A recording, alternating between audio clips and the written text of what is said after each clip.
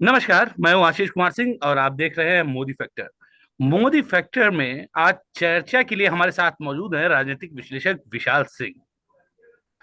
आ, विशाल सिंह से चर्चा शुरू करने से पहले हम आपको बता देते हैं, दोस्तों, हम लोगों की जिंदगी में जरूर कोई ना कोई एक ऐसी शख्सियत होती है जिसको हम देखते हैं तो ऐसा लगता है कि डर जो है ना, इसको छू कर नहीं गया है। मतलब डर तो इसको लेश मात्र किसी चीज में नजर ही नहीं आता है। लेकिन जब हमें लगता है कि नहीं, ऐसा नहीं है, डर सभी को लगता है और ये आदमी भी उससे अछूता नहीं है। हम बात कर रहे हैं उत्तर प्रदेश के फायर ब्रांड मुख्यमंत्री योगी आदित्यनाथ के बारे में। अभी टीचर्स वाला हम लोगों ने देखा ही था, जिस तरीके से उनका प्रोटेस्ट हुआ। आखिर जो आदेश जारी किया गया था उसको वापस ले लिया गया, थोड़े दिन के लिए टाल दिया गया। इसी तरीके से एक बहुत चर्चित आदेश पारित किया गया 31 अगस्त को मुख्य सचिव मनोज सिंह द्वारा, कि जितने भी सरकारी कर्मचारी हैं, केंद्रीय कर्मचारी को छोड़ दें जो उत्तर प्रदेश में तैनात हैं, उसके अलावा जितने भी प्रदेश में कर्मचारी हैं राज्य के, उन सभी को अपनी चल अचल संपत्ति का ब्यौरा जो है वो पोर्टल पर यूपी सरकार की डालना पड़ेगा। ऐसा नहीं है ये आदेश अभी जारी हुआ था, ये आदेश पिछले साल 2023 में भी जारी किया गया था। लेकिन हर बार मौका दे देकर एक एक महीने का या दो दो महीने का टाइम देकर बढ़ाया गया। कहीं ना कहीं कर्मचारी इस बात पर लेकर वो कर देते थे कि भाई अभी इलेक्शन का दौर है या किसी भी चीज का दौर है, तो उसको लेकर रिलैक्सेशन मिल जाता था। लेकिन इस बार जिस तरीके से योगी आदित्यनाथ ने अपने तेवर दिखाए और मनोज सिंह ने ऐलान कर दिया कि 31 अगस्त के बाद में, 2024 के बाद में प्रमोशन भी रोका जाएगा, तनख्वाह भी रोकी जाएगी। वक्त आता है, उत्तर प्रदेश में आपको बता दें कर्मचारियों की संख्या 8,46,000 के लगभग है। पौने दो साढ़े 2.5 लाख, माफ कीजिएगा, 2.5 लाख के करीब जो कर्मचारी होते हैं वो इस बार भी अपनी चल अचल संपत्ति का ब्यौरा पोर्टल पर नहीं देते हैं। तनख्वाह रोक दी जाती है, फिर लगता है योगी आदित्यनाथ का आदेश था तो इस बार कड़ा एक्शन लिया गया है। लेकिन महज 16 ही घंटे बीतते हैं कि फिर एक महीने का एक्सटेंशन दे दिया जाता है और ये कहा जाता है चलिए एक महीना आपके पास है। यानी कि ताबड़तोड़ दो ऐसे फैसले हैं जिसपे हमको सरकार बैकफुट पर जाते दिखी है। वैसे माना तो यही जाता है कि पॉलिटिशियन तो वही अच्छा होता है जो मौके का रुख देखकर बैकफुट पर भी जाने में कोई हिचक न रखे। लेकिन योगी जैसे शख्सियत को देखने के बाद में लगता है कि वाकई में अगर फायदे को देखते हुए वापस जाना पड़े तो नेता चाहे जितने भी सख्त निर्णय वाला हो, लेकिन उसको बैकफुट पर जाना ही पड़ता है। अब आपको बता दें कि उत्तर प्रदेश में या आप कहें देश भर में प्रधानी से लेकर सांसदी तक के सारे इलेक्शन ऐसे हैं जिसमें आपको अपनी चल अचल संपत्ति का ब्यौरा देना पड़ता है। लेकिन ये जो चल अचल संपत्ति का ब्यौरा देने वाली बात है, उससे भ्रष्टाचार पर कितनी लगाम लग सकती है, आखिर ये कितना प्रभावी होगा? विशाल, मैं आपसे जानना चाहूंगा, ये जो घोषणाएं सरकार कर देती है कि सारे कर्मचारी अपनी चल अचल संपत्ति का डिक्लेरेशन कर दें, इसका कितना प्रभाव पड़ता है, कितनी प्रभावी होती है ऐसी घोषणाएं?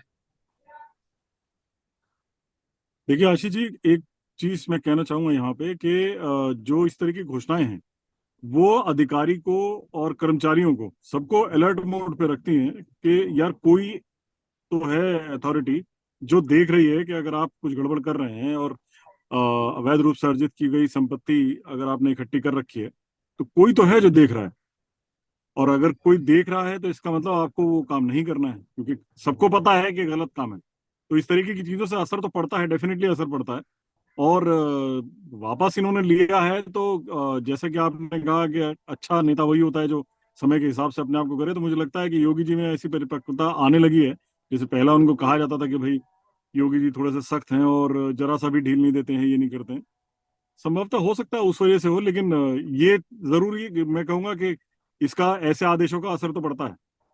भ्रष्टाचार पे लगाम लगाने में बहुत मदद मिलती है। विशाल, एक चीज हमने ऐसी भी देखी, जैसे उत्तर प्रदेश में आईएएस का एक समूह बना था, तो एक बार आईएएस लोगों ने बड़ी मतलब ये अपना ऐलान किया था कि जितने भी आईएएस है वो सब अपनी संपत्ति का ब्यौरा डालेंगे। उसमें से काफी आईएएस ने अपनी संपत्ति का ब्यौरा डिस्क्लोज भी किया था। लेकिन आज भी हम अगर देखें तो भ्रष्टाचार के आकंठ में डूबे हुए नजर आते हैं। कहीं ना कहीं से आईएएस के भ्रष्टाचार में लिप्त होने की खबरें सामने आती रहती हैं। तो इस पर कितना लगाम लगता है कि हाँ, वाकई में कितना प्रभावी होती है इस देखिए टाइप की जो कुछ लोग घोषणा? इस तरीके, देखिए जो कोई भी तबका हो वो पूरी तरीके से किसी भी आदेश को पूरी तरीके से फॉलो नहीं करते हैं। कोई भी उसको आप किसी भी विभाग को देख लीजिए, कुछ उसमें अक्षरक्ष पालन करने वाले लोग होते हैं, तो कुछ बिल्कुल देख के कह देते हैं कि अरे ठीक है यार, देखा जाएगा देखा जाएगा।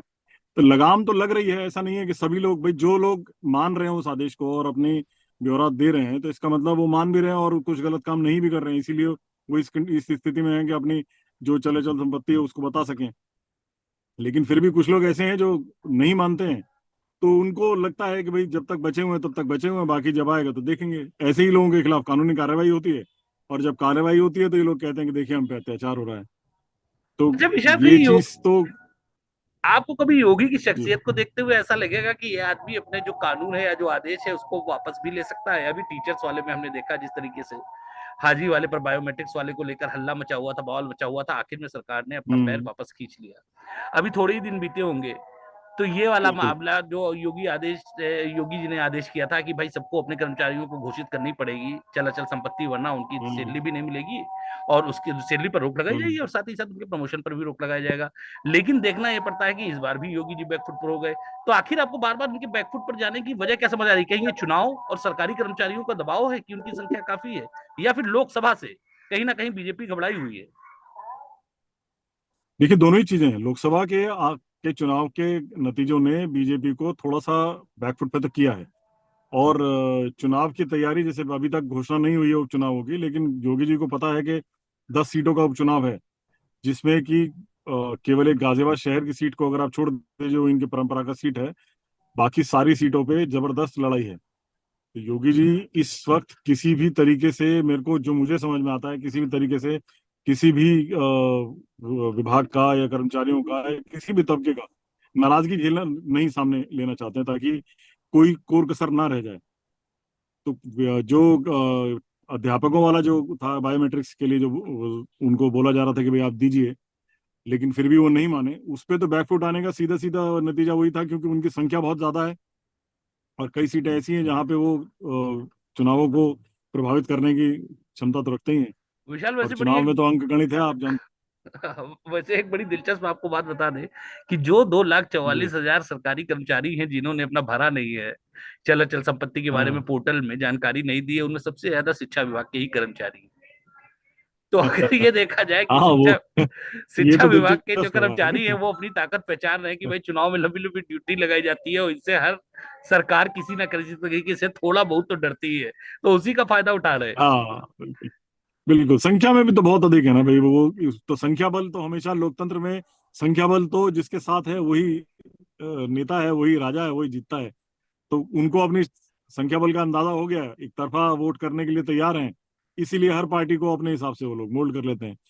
योगी जी का जहां तक कहानी बात है कि भाई वो पहले नहीं मानते थे और ऐसे नेता नहीं लगते थे कभी भी जो झुक सकते हैं या जो पलट सकते हैं।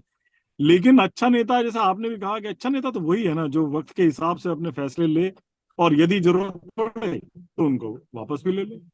अभी इन्होंने फैसला पलटा नहीं है, जैसा कि आपने बताया कि 30 दिन का टाइम दिया गया है।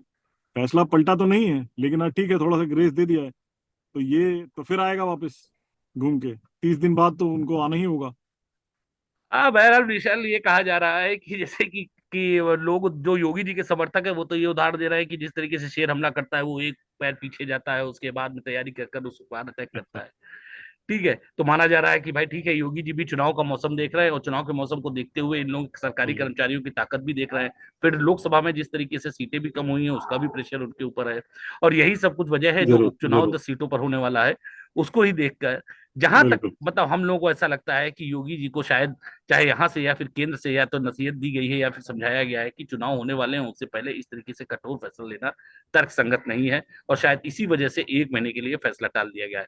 बहरहाल ये तो मानना पड़ेगा कि योगी जैसी शख्सियत जब अपने बैकफुट पर ले ले, खासतौर से अपने दो महत्वपूर्ण निर्णयों को हम्म। लेकर, तो ये तो कहा ही जा सकता है कि सीधे सीधे बीजेपी कहीं ना कहीं चुनावों को लेकर दबाव में जरूर नजर आ रही है। धन्यवाद विशाल जी। बिल्कुल बिल्कुल, ये तो सही सही। धन्यवाद नहीं नहीं, आशीष आप जी। कुछ कहना चाहते हैं?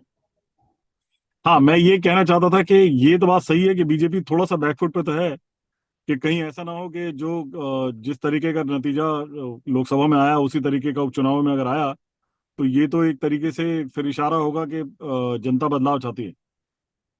तो उसी वजह से हमको लगता है कि ये योगी जी ने दोनों फैसले थोड़ी सी मोहलत और देने का फैसला किया है।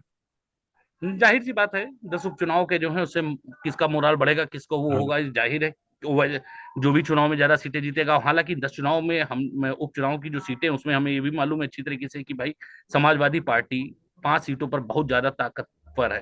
चाहे वो करहल की बात बिल्कुल करें, बिल्कुल सही, चाहे बिल्कुल कंदुरकी की हाँ, बात करें, या कुछ ऐसी सीटें हैं जो राजनीतिक समीकरण के हाँ, हिसाब से समाजवादी या पार्टी के लिहाज से बहुत मुफीद बैठती हैं।